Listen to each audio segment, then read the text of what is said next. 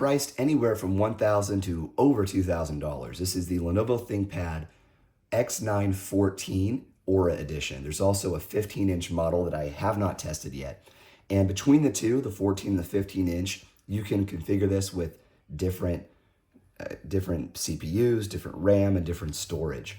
What I have here, 16 gigs of RAM, the Core 5 Ultra 226V, and a half a terabyte of storage. So this is by no means the flagship, torch-carrying model of the ThinkPad X9 series, but it is a serviceable machine for those who do very light basic office work. So PowerPoint, Excel, Word, Outlook, multiple windows open within those file types, and also the application types. And then also heavy users of Chrome or Microsoft Edge browser with a dozen or so tabs open, you're going to be fine in those conditions simultaneously.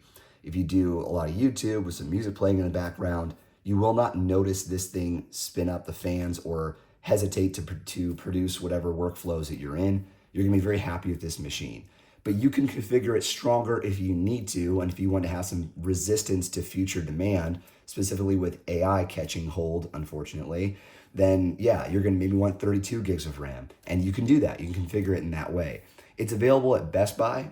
I'm pretty sure it's on Amazon's at B&H Photo, and of course at Lenovo's website. And from Lenovo's website, you can do those configurations any way you want to, but from Best Buy and other places, you're pretty much gonna have to choose from the stock that they have. Right now, it's December 31st. I don't know when I'll post this, but Best Buy has this machine, the 14-inch, with 32 gigs of RAM, a terabyte of storage, and the Core Ultra 7 258V, which is the model I'd recommend, for $1,250. It's a really good deal. So that's the direction I would go. Now, what you get from this machine is a MacBook Air-like configuration or size. I mean, it's a little bit bigger because it's a 14-inch, not a 13.6, but you get kind of the same, like the thinness, the portability. They're aiming for that. The battery life is really good. You can easily get 10 hours of battery on this thing. And, by bringing down the refresh rate and the brightness, all of that is there with this machine. But there are some negatives. So what I want to do is spend a minute or so on the negatives now. Then I'll jump into the positives as I give you a tour of the device and tell you about my user experience with it. So we should be able to wrap this up in a few minutes and give you a pretty decent overview of the ThinkPad X9 14. Okay, the negatives. There's too much Mura on this OLED display. So the OLED itself is beautiful. If you're sitting back a couple of feet from the display and you're looking at nice color contrast like what we have here on this background, you're gonna be really happy. But once you start to get into text and some white backgrounds, you'll start to notice Mura. If you're not familiar with Mura, think of grid lines in an Excel spreadsheet, but very delineated. That's what Mura looks like, and it can hover around symbols and text pretty often. I've used a ton of OLED machines now, whether they're handheld gaming PCs or tablets, or here we have a laptop, and this is among the worst that I've seen, but it's not enough to derail me from enjoying the experience. However, if you bought 100 of these and put them side by side, some will have, like a small percentage will have bad Mura, while the others may have such little Mura that you won't even notice it. And I don't know if that's what I have here is one of the low percentages, right? Just Silicon Lottery. This is a review unit Lenovo sent me. I do have to send it back. Maybe they just sent me one that has too much Mura for my liking. And everyone's got different sensitivity levels too. So that's a long way of saying it's not a perfect display, but it may be that I just have a unit that turned out this way. So sorry that I couldn't make that clear, but I'm not super thrilled with the level of Mura on this one. It may not be your experience if you buy one from Best Buy or from Lenovo today. You might get one that's perfect, okay? All right, the next thing is, as far as negatives, is the keyboard. This is a good keyboard, 100% good keyboard, right? I like it, but I wish it had more of the ThinkPad thunk to it. Now, this is a ThinkPad machine according to Lenovo, so I'd like them to just drop in a nice carbon keyboard, a carbon series keyboard, if they can't fit like a T series keyboard in this thin little guy. What we have though is pretty good, and you'll notice that it uses Lenovo's, I don't know what they call these, like little smiley face keycaps. These plastic keycaps have like little smiley faces on the bottom. This is very standard in Lenovo's consumer level keyboards, but the thickness of the keys is thicker than what you'd find in like the IdeaPads and the Yogas, the Slim series laptops that are typical consumer grade laptop keyboards from Lenovo. So it's almost like a hybrid, and I do like it. I just wish it were a little more thunky, but totally livable. You'll also notice there's no red nib in the center here. So Lenovo's keyboards on the ThinkPads, ever since they bought the series, have had like this little nib that you can put pressure on and tap on, and it would have various controls. Like number one, it would be a cursor for you, so you don't have to use the trackpad. And then number two, if you double tap it or triple tap it, there's different functions you can build in, like a macro setting for the nib inside of Lenovo's Vantage software. That's not here, even though this is a ThinkPad.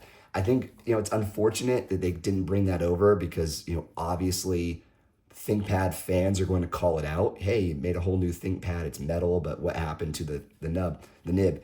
And sure enough, they did. If you go to Reddit, you go anywhere, people are commenting there's no nib on this thing. So that's too bad. Personally, I don't use it. I only use it when I test ThinkPads, and I don't care that it's not here. In particular, I don't care because now it's time to talk about positives. We have a really good haptic trackpad. It's made of glass. You can click anywhere on it. You get haptic feedback from it. This is a wonderful trackpad. It's the best trackpad on a Lenovo product, hands down. And it can compete with the Mac trackpad.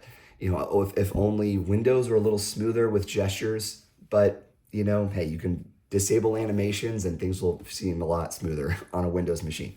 So the trackpad's wonderful and the keyboard is definitely livable. Also on this keyboard, you have multifunction row, multi-stage backlighting, and you also have a built-in fingerprint reader. So if you don't want to use the Windows Hello facial recognition, or perhaps it fails on you, you have another option for biometrics, which is the fingerprint reader. And all of those things work very well in this machine, so that's all good stuff. You'll notice that there is a hump here, a little camera array. I talk about it in all my Lenovo reviews because they put it in all of their machines. I don't like the way it looks, but I love the way it functions. You get a very good camera array and microphone array, and then when your laptop is closed, it's a lot easier to find where the lid can be opened best. On other machines, such as Macs or Razer laptops, instead of a hump here, there's this very small gap, and you kind of have to pry your finger in there and then lift it up. It's not the worst thing in the world, but if you open your laptop multiple times per day, this is just a better experience. So while I have this closed, I want to show you just how freaking thin this thing is. I don't have a MacBook Air on me. I have one in the house, but it's my wife's. I don't have it with me, but I do have a MacBook Pro. MacBook Pro 14. So these are two 14-inch machines, and you can just see the difference in the body and the chassis between the two. But once you include this unique array on the bottom, the thicknesses become almost identical. But it is a different design, and it adds to the overall portability. So instead of filling in this bottom space completely, this is rounded and maybe hard to pick up on the camera. Instead of filling it in completely, and maybe they could have put a bigger battery or something like that in there, not that it needs it. It may be great, I'd take it if it's, I can still fly with it. But instead of filling it in, they left it open. You get this really unique design, which also serves as where the cooling takes place. So you got two fans in here and a really cool grid-like design. But it allows you to grab the laptop more easily. You can almost put your palm against this to rest, but because it's thinner, it's just easier to grab and hold than a MacBook Pro. But these are all small computers. Maybe we're all a bit spoiled, maybe unspoiled as well. But yeah, I just think that all these computers are pretty easy to grab and carry around. But if you're doing it a lot, I think over time, you'll appreciate just how thin this is mostly. Now, along with giving you this functionality of multiple ports, it's just like a cool looking design. The ports are headphone jack, USB-C. That one should be Thunderbolt. Then you have another USB-C and an HDMI port. On the back, there's nothing of note.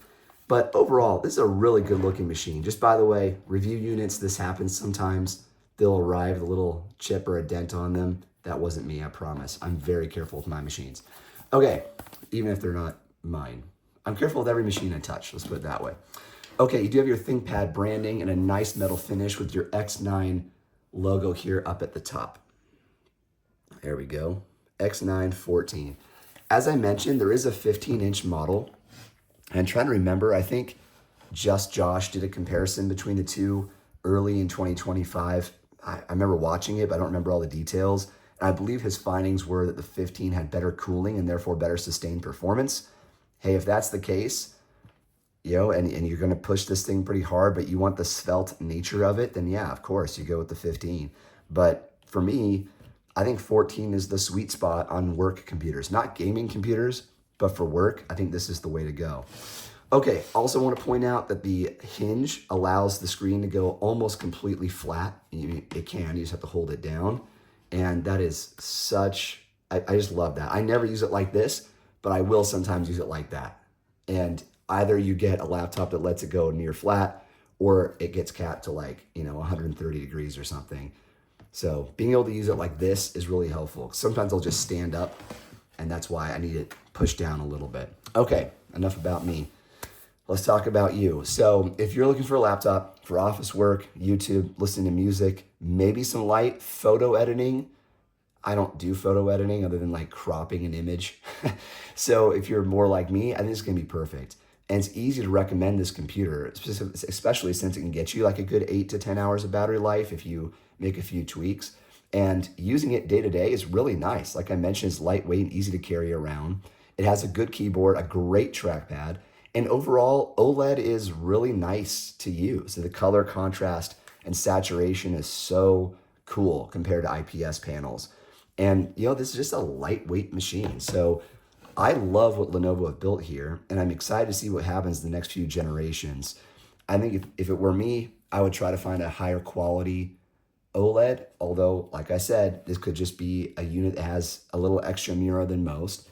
And I think the keyboard needs to be a little bit more like a traditional ThinkPad keyboard to completely win me over. What's preventing me from buying this machine is that I just prefer Mac OS. Unless, it's my gaming tower, then I use Windows. But that's only because we have to, or I have to, right? I mean, I use Steam OS on all of my handhelds. So even the ones that didn't ship with Steam OS natively, I install Steam OS, and that's the way I roll. Now, okay, anyhow, enough of that rant. So for about, 1,000, 2,000 plus, I don't think you can do better than the ThinkPad X9 if you're looking at consumer level stuff. If it were my money, I would spend a little more if I had to, and I'd buy a Carbon. I love the Carbons. I love the finish on them. You get the better traditional, in my opinion, more ThinkPad level keyboard, and you can configure it with a haptic glass trackpad. So that's the way I would go. And I did review one with OLED, and it did not have any noticeable mirror. But again, that could have been lottery. I don't know for sure. So I'd go with a traditional ThinkPad Carbon if I could, but otherwise, this is a great little laptop. So thanks, guys. This is a review unit. I have to send it back, but I'll do my best to answer your questions while I still have this unit. All right, take care. Cheers.